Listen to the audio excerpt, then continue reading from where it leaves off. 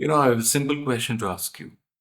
Should I go for the Sony A7V or go for the Canon R6II? I have the Sony A7IV. I've been using it for the last 4 years. And I have used this a lot for video because I always thought that the video files are difficult to manage, especially when it comes to colors. The skin tone never looked right for me. It's great from Nikon, it's great from Fuji, it's great from Panasonic. So I guess I I just can't figure out what to do with the A7 IV colors, or there is difference. From what I know, there is difference. People who are not in denial, they'll agree that the A7 the A7 IV colors are a bit Sony type, and this is 2021 camera, so yeah. I have the option to go for the Canon. I don't have none of those Canon lenses, and they're expensive. The good ones are expensive. Um, so why did I think of buying the A7V?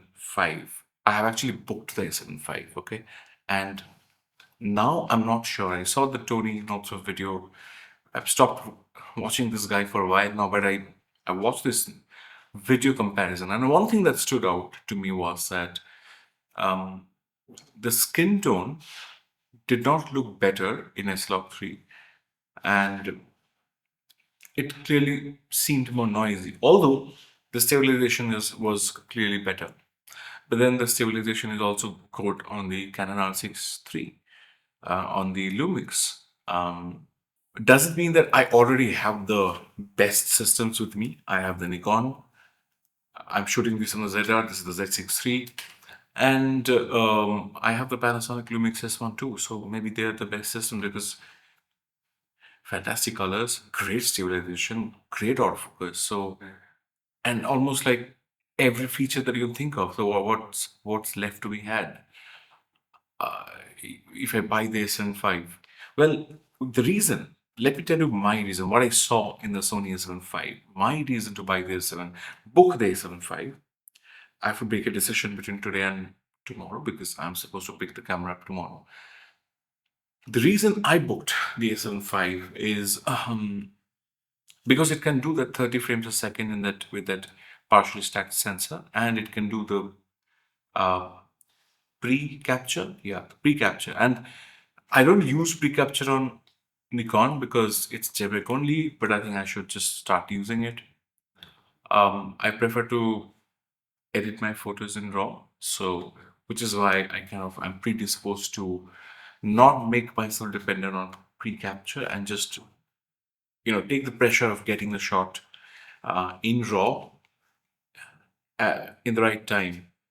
So the A7V uh, can give me the flexibility of having a tilt flip out screen, that 4-axis screen, that's one, which to me is very important. I shoot all my photos with Z8, especially in action oriented situations, because I just find it more convenient to look at a tilt up screen. I find it a little bit difficult to actually manage myself with a flip out screen like this while shooting photos.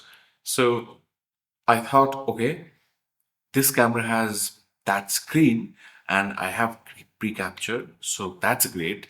So I realized that I basically brought it down to pre-capture 30 frames a second and the possibility of slightly improved Sony colors.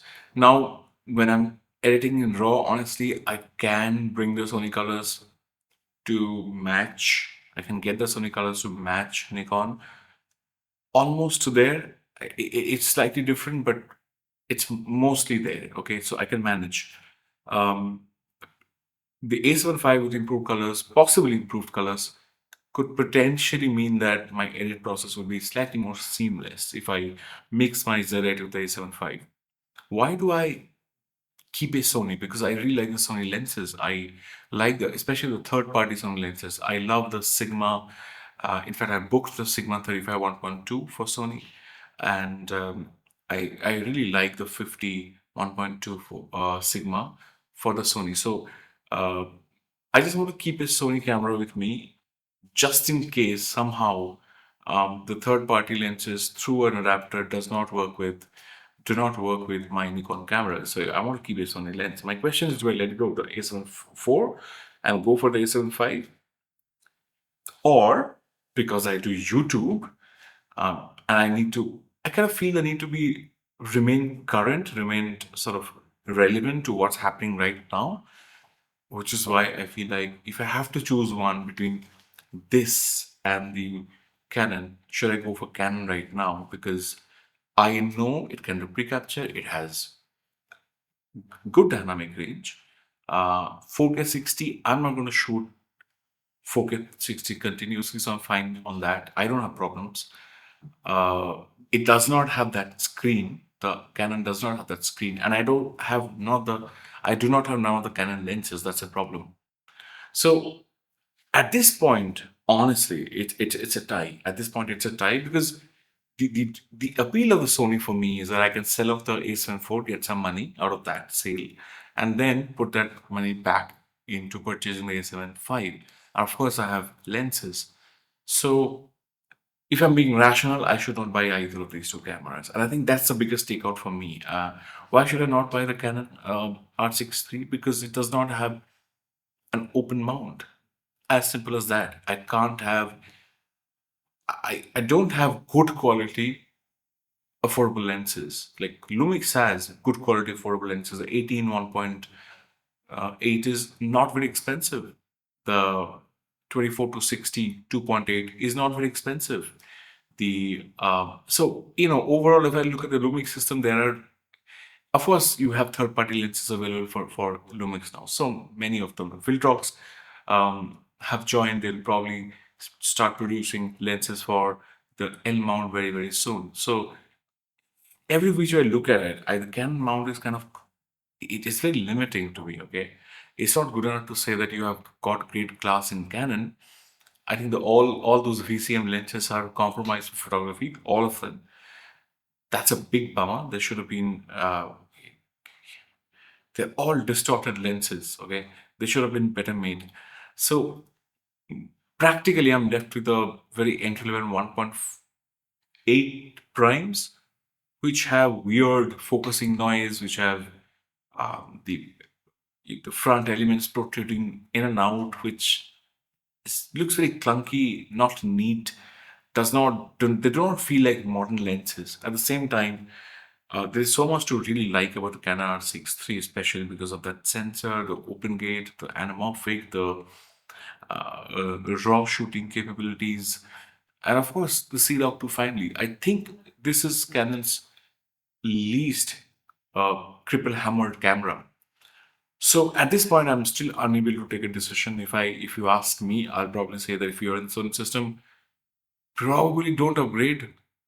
Probably upgrade to a better camera, like if you can go for the A1, 2, or even a used A1 is I think is a better bet than buying a brand new fresh Sony A7V for 2,800 US dollars. I think probably at 3,000 US dollars, you'll probably easily get a used A1. And I think if it's in a good condition, that would be a great thing to go for. So, that's where I am. Let me know what you think. And clearly, I thought that I had more clarity 2 days back. But as I know more and more about these cameras, I have less clarity. Less clarity in terms of decision making. As in, I have more information, but less clarity on what's right way forward for me. And I'm sure for so many people out there, I am sure that Nikon is going to give us raw pre-capture in their next line of cameras. It's just that you'd have to wait more. Other than that, I'm very happy with everything that Nikon is doing. I think Nikon is on a roll, and I think they'll keep being on a roll like this. So yeah, subscribe to this video. Let me know what you think, and help me reach 8,000 subscribers in the next 30 days. That's going to be really helpful. See you.